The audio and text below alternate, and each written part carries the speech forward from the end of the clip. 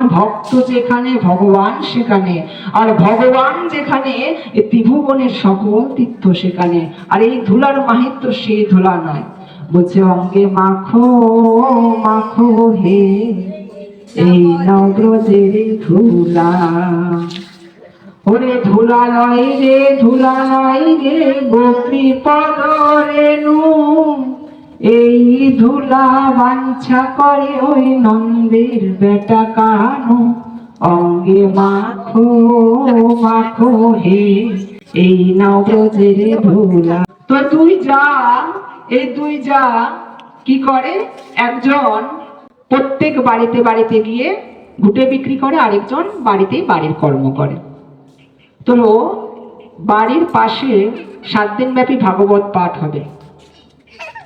তো বড় যা ছোট যাকে বলছেন, কি গো দিদি, ওইখানে এত সুন্দর কীর্তন হচ্ছে, চলো না একটা দিনের জন্য কীর্তনটা শুনে আসি, একটু ভাগবত রসামৃত আমরা নিজেও আস্বাদন করে আসি। কিন্তু ছোট যা বলছে, দেখো দিদি আমার ভালো লাগছে না কীর্তনে গেলে, আমি যে কীর্তনে যাই তাহলে আমার কি হবে জানো, এ নতুন শাড়ি যদি পরে যায় তাহলে নতুন শাড়িতে ধুলো লাগবে, ধুলো লাগলে আবার কাচতে হবে, কাচতে গেলে মার উঠে যাবে, মার উঠে গেলে নেতা নেতা হয়ে যাবে, ওই শাড়ি টাড়ি পরে আমার কীর্তন ভালো লাগে না, এর থেকে চুড়িদার পরে আমি ঘরে বসে থাকবো।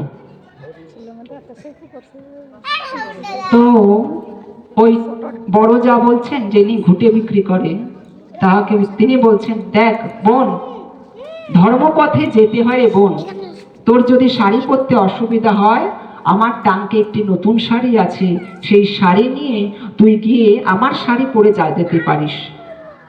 তো বলছে হ্যাঁ এটা তো ভালো, এটা তো করা যায়।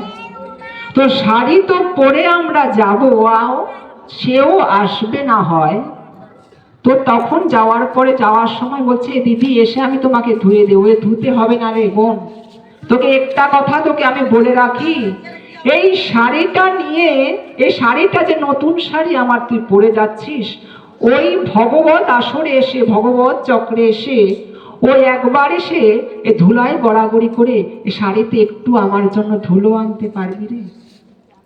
বলছে ধুলো আনবো তোমার জন্য? হ্যাঁ, এটাই হলো ধুলোর পরশ। ভগবান ভক্ত যেখানে ভগবান সেখানে, আর ভগবান যেখানে ত্রিভুবনের সকল তীর্থ সেখানে। আর এই ধুলার মাহিত্য সেই ধুলা নয়, বলছে অঙ্গে মাখো মাখো হে এই নগ্রজের ধুলা। ওরে ধুলা নয় রে, ধুলা নয় রে গোপী পদ রেণু, এই ধুলা বাঞ্ছা করে ওই নন্দের বেটা কানু। অঙ্গে মাখো মাখো হে এই নগ্রজের ধুলা। বোন, তুই আমার শাড়িতে ওই পরে তো যাচ্ছিস, ওই শাড়ি পরে যখন ওই ধুলার মধ্যে গড়াগড়ি দিবি, ওই ধুলা একটু বৈষ্ণব চরণের পদরেণু একটু আমার জন্য নিয়ে আসিস, সে শাড়ি তোর ধুতে হবে না। আমরাও কৃষ্ণ বাসরে আসি, হরি বাসরে আসি, এসে কি করি, এসে বাবুর মতো আসি, পিকনিক করতে যাই, এসেছি এখানে হরি বাসরের নাম করে আসি, এসে ওইখানে গল্প করি, ওখানে কারো সাথে গিয়ে কথা বলি, সংসারে সমস্ত কিছু ভোগ বাসনা, কেউ দিদি কি করছেন কি খাইছেন, এই সমস্ত কিছু এনে এইখানে দলা পাকাই। আমরা এখানে এসে সেই দলা পাকাই। সংসারটা ছেড়ে যদি এখানে 1 ঘন্টার জন্য আসেন, সে আশাটা যেন আপনার সঠিক হয়, জানবেন আমার এই সময় চলে যাচ্ছে, এই সময় আমার জন্য আবার আসে কিনা তা কিন্তু আমার জানা নাই। তাই সময় গেলে সাধন হবে না। তাই যত সময় চলে যায়, দিনের সময় চলে যায়, যেদিন জীবনের সূর্যাস্ত নেমে আসবে, সেদিন আমাকে কি করবে, আমাকে আস্তে আস্তে ওই শ্মশানের জন্য রেডি হতে হবে। এটা হলো জীবনের শেষ, জীবনের সত্য, এটাই হলো আমাদের জীবনের প্রকৃত লক্ষ্য।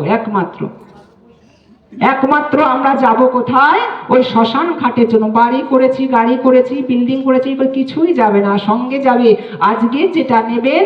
যেখানে যেখানে আপনারা ভাগবতীয় চক্র হবে, ভাগবতীয় আসর হবে, সেখানে সেখানে গিয়ে যতটুকু আপনারা হরিবাসরে গিয়ে নিতে পারবেন। তবে মন যেন এক মন হয়, 2 মন হয়ে গেলে কিন্তু নৌকা যদি দুদিকে যায়, পা কিন্তু ফাঁকা হয়ে আপনি জলের মধ্যে পড়বেন। তাই হরিবাসর চক্র আসলেও দূরে নয়, এ ভাগবতী আসরে আসতে হয়। হরে কৃষ্ণ। তো কি বলছেন ভগবান গীতার মধ্যে বলছেন, কাম ক্রোধ লোভ এই তিনটি নরকের দ্বার স্বরূপ, ইহারা আত্মার বিনাশের মূল। সুতরাং এই তিনটিকে আগে ত্যাগ করিতে হয়, ত্যাগ করতে হয়। যে ব্যক্তি শাস্ত্রবিধি ত্যাগ করিয়া স্বেচ্ছাচারী হইয়া কর্মে প্রবৃত্ত হয়, সে সিদ্ধি লাভ কখনোই করিতে পারে না। যে যার মতো কাজ করবো এটা যেন কখনো না হয়, গীতার মধ্যে ভগবান বলছেন। আরেকটু বলে দিই, এক নাস্তিক ব্যক্তি, সে কখনো ধর্ম মানে না, বলেছে যদিও তবুও বলতে হয়, কথার ঠেলাতে কথা আসলে। তো নাস্তিক ব্যক্তি কখনো ধর্ম মানে না। ধর্ম মানে না মানে তার বাড়িতে কৃষ্ণ গুণগান হবে না, হরি গুণগান হবে না। কেহ যদি হরে কৃষ্ণ বলে অথবা ভগবানের নামে চাঁদা মাসিক নিতে আসে, তা কিন্তু আমরা 1 টাকাও দেব না। তো বড় বড় করে সাইনবোর্ড লাগিয়ে রেখেছে যে আমার বাড়িতে কোনো কৃষ্ণ গুণগান হবে না, হরি গুণগান হবে না। সে আবার জমিদার, এই এলাকার জমিদার এমন। তো জমিদার যেহেতু এরকম করে তার দিন চলে, তো দিন চলার মধ্য দিয়ে আস্তে আস্তে আস্তে আস্তে যেতে যেতে যেতে যেতে একদিন তার ছেলে বড় হয়েছে। তো ছেলে যখন বড় হয়েছে, ছেলের জন্য মেয়ে খুঁজছে। তো মেয়েটা কেমন প্রকৃতির মেয়ে হবে, এটাই আসল জিনিস। তো অতটা কিছু না ভেবে রাস্তায় দেখে ভালো লেগেছে, তাই মেয়েটাকে বিবাহ যোগ্য করে ছেলের জন্য নিয়ে এসেছে। তো যখনই নিয়ে এসেছে, ঠিক তখন ওই মেয়ে তো কৃষ্ণ ভক্ত পরায়ণা, গলায় তুলসীর মালা আছে, হরে কৃষ্ণ হরি গুণ গান গায়। তো বলছে, এই যে ওই তুলসীর মালা টালা খুলে আমার বাড়িতে ঢুকতে হবে। তো বলছে, বাবা তুলসীর মালার মধ্যে কি আছে? বলছে, আমার বাড়িতে ওই সমস্ত তুলসীর মালা টালা পরে হরে কৃষ্ণ নাম করে আমার বাড়িতে এই সমস্ত কিছু চলবে না বা চলে না। তো মেয়েটা তো অবাক, তুলসীর মালাও চলবে না? এই তুলসীর মালা, বলছে, বাবা আমি যা সেবা করি আগে তো ভগবানকে দিই, তারপরে খাই।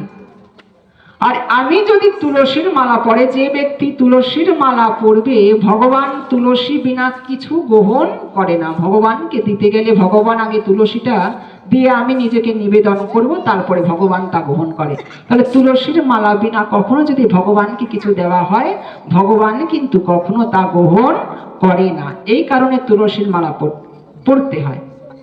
তো তুলসীর মালা পড়তে তো হয় কয় প্যাচ? 1 প্যাচ, 2 প্যাচ, 3 প্যাচ, 4 প্যাচ, 10 প্যাচ, অনেকে অনেক রকম পরে, গাছও অনেকে ঝুলায়। তো ঝুলাবে তার ব্যাপার। তবে প্রথম কথা বলে দিই, একদিন আমাকেও বলছিল আমরা 3 প্যাচ মালা পড়ি কেন। আমাদের সম্প্রদায়ের মধ্যে 1 প্যাচ নয়, 2 প্যাচ নয়, 3 প্যাচ মালা পড়ি কেন? 3 প্যাচের মধ্যে কি আছে? তো তুলসীর মালা 3 প্যাচের মধ্যে পড়তে হয় কেন, ভেঙে বলে দিই। 1 প্যাচ মালা আমরা পরিধান করি না কেন? 1 প্যাচ মালা গলায় নিয়ে সংকল্প নিতে হয় যে আমি হরিনাম করে হরিনামের মধ্য দিয়ে নিজেকে উদ্ধার করিব। এটা হলো 1 প্যাচ মালা। এটা কি ভুল? এটা তো ভুল নয়। 2 প্যাচ মালা কেন পড়ি আমরা? 2 প্যাচ মালা পরে ভগবানের কাছে সংকল্প নিতে হয়, হে ভগবান আমি এই যে 2 প্যাচ মালা পড়েছি, 1 প্যাচ মালার দ্বারা আমি নিজেকে উদ্ধার করিব, আর আরেক প্যাচ মালার দ্বারা আমি আমার যে মাতা পিতার গর্ভে এসেছি সেই মাতা পিতার কেউ আমি একদিন উদ্ধার করে ছাড়ব। এটা হলো 2 প্যাচ মালা পড়লে এই সংকল্প নিতে হয়। মালা শুধু গলায় জড়ালেই হয় না। আর 3 প্যাচ মালা আমরা কেন পরিধান করি? প্রথম 1 প্যাচ মালার দ্বারা নিজেকে উদ্ধার করব এই সংকল্প, 2য় প্যাচ মালার দ্বারা মাতা পিতা উদ্ধার, আর 3য় প্যাচ মালার দ্বারা আমি যাদের সাথে সঙ্গ করেছি তাদেরকেও আমি একদিন উদ্ধার করিব। নিতাই গৌর হরি বল। তো সেই কারণে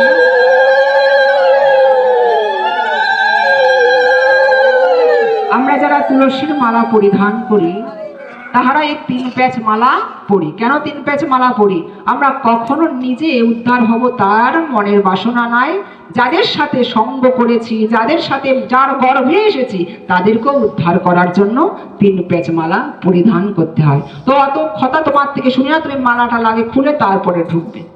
তো মেয়েটাও আজকে ফ্যাসাদে পড়লো যে জমিদার মশাই বলছেন যে মালা তিলক সব খুলে গৃহে প্রবেশ করার জন্য। তবে একটা কাজ কথা বলি, বাবা তুলসীর মালা না হয় খুলবো বাবা, কিন্তু তোমাকে আমি বলে যাচ্ছি, আমি কিন্তু ভগবানের নামটা ছাড়বো না, কিন্তু আমার কানে যেন ভগবানের নাম না আসে, জমিদার মশাই বলছেন।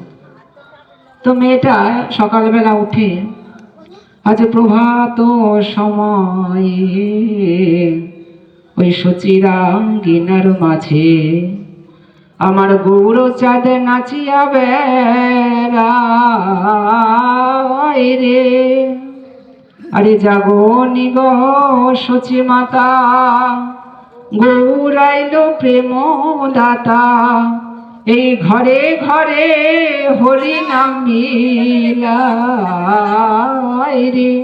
যখন গাইছে তখন পাশ থেকে জমিদার মশাই বলছে, একদম চুপ, আমার বাড়িতে কিন্তু এই সমস্ত কিছু হবে না।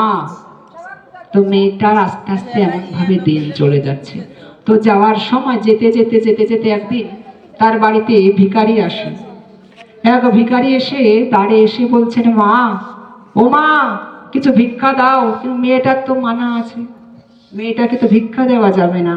এই মানার জন্য আজ মেয়েটার ওই ভিখারিকে বলছেন, বাবা, আমাদের বাড়িতে আমরা সবাই পুরাতন খাই, আমাদের বাড়িতে নতুনের কোনো আমদানি নাই। তো পাশ থেকে জমিদার মশাই ওই ঘর থেকে বেরিয়ে বলছেন, কি বললে বাবা কথাটা? কি বললে মা, কথাটা কি বললে? বলছে, বাবা, আমি বলার মধ্যে বলেছি আমাদের বাড়িতে আমরা সবাই পুরাতন খাই, আমাদের বাড়িতে নতুনের কোনো আমদানি নাই। তো এই কথার মানে কি? বলছে, বাবা শুনবে এই কথার মানে। তুমি যে মানব জন্মটা পেয়েছো, দুর্লভ জন্মটা পেয়েছো, 84 লক্ষ জন্ম ভ্রমণ করার পরে এই জন্মটা পেয়েছো। এই মানব জন্ম পাওয়ার আগে তুমি কুকুর ছিলে না, বাঘ ছিলে না, ঘোড়া ছিলে না, হাতি ছিলে, তাকে কখনো জানতে চেয়েছো? বাবা, তুমি ভগবানকে ডেকেছো, তো সেই জন্য, সেই কারণে ভগবান তোমাকে দয়া করে এত সুন্দর মানব জন্ম দিয়েছে। বাবা, আবার যে কি করলে ভগবানকে পাওয়া যায়, আর ভগবানকে পেয়ে আবার মানব জন্ম পাওয়া যায়, তা তোমার বাড়িতে নাই। তোমার বাড়িতে কৃষ্ণ গুণ নাই, হরি গুণগান নাই, সাধু সঙ্গের, সাধু গুরু বৈষ্ণবের যেহেতু সেবা হয় না, যেই বাড়িতে এগুলো না হয় সেই বাড়িটা শ্মশান সম। তো এই মেয়েটার কথা শুনে আজ ওই জমিদারের চক্ষু খুলে গেল। আর চক্ষুটা খুলে গিয়ে আজ একটা চাবিটা নিয়ে ওই জমিদার মশাই দিলেন ওই তার স্ত্রীর হাত, তার পুত্র বধূর হাতে। তো মা, আজ থেকে আমার বাড়িতে হরিসভা হবে, সাধু সঙ্গ হবে, কৃষ্ণ গুণগান হবে। আজ থেকে সাধুর সেবা দাও, কৃষ্ণের সেবা দাও, আর সেবা দেওয়ার মধ্যে যেন কোনো ভুল ত্রুটি না থাকে। কেন? আমরা জনমে জনমে সাধু সঙ্গ করেই জীবনটাকে আজ তলিয়ে দিতে চাই। হরে কৃষ্ণ।